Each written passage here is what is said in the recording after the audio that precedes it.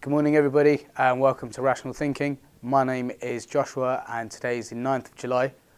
Today we'll be talking through the events of last week, how that impacted the markets and what we can expect this week. So to start off with the pound last week, the pound actually had a pretty good week. We started off with a whole bunch of strong data in the way of manufacturing data, services sector data, and all of this key data really reinstates the potential for a UK rate hike in August. We've got the futures markets pricing in a 60% rate hike chance against that of 50 earlier on this month, or even late last month.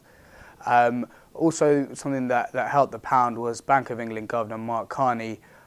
His comments weren't massively bullish, but were still somewhat positive to reassure UK businesses and individuals that it's not all still negative and there is still hope. Unfortunately, on the Brexit front, the cloud is still as grey as ever. We had a proposal rejected by Brussels and also a cabinet meeting at Chequers for Theresa May's party in terms of where we are and how we can sort of galvanise the party and get everyone moving forward singing off the same hymn sheet. Unfortunately, last night David Davis himself resigned off the back of this, citing that the softer Brexit was not necessarily what he had wanted to.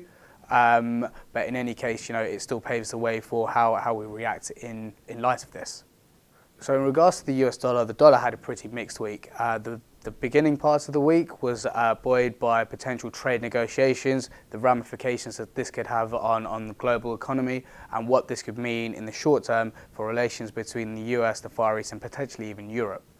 As the week progressed, the focus was more shifted towards the US jobs market being the first working Friday of the month. We also had the non-farm payrolls.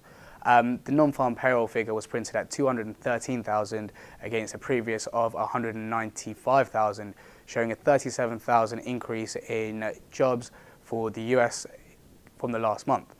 Although this figure was massively positive, the unemployment rate itself increased by 0.2% from a previous of 3.8% to 4%. Although it wasn't a massive increase, it does begin to question another potential rate hike in the US, with federal funds markets starting to decrease the percentage likelihood of a rate hike in the coming months. In any case, if you look at the three major economies being the UK, the US and the Eurozone, the US are still very much in pole position to be raising interest rates faster than anybody else. Looking to the week ahead, we've got quite an interesting week. On Tuesday, we've got the GDP figure for the UK and also the manufacturing production figure. Hopefully this manufacturing production figure is as strong and in line as what we've seen in the last couple of weeks, which will really give a bit more wind in the sail for the pound for it to hopefully kick on. On Thursday, we've got the ECB meeting minutes where they will discuss, or we will see from there, what was discussed at the last meeting and hopefully give us some forward guidance into what potentially we may see moving forward in terms of their contractionary monetary policy. For the US, we've got quite an important figure being the inflation data.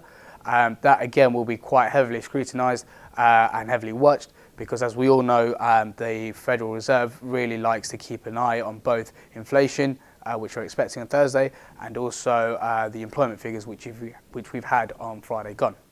And that's all from me. Thank you for joining us. If you've got any questions or queries, please feel free to reach out to us, and we look forward to you joining us next week. Thank you.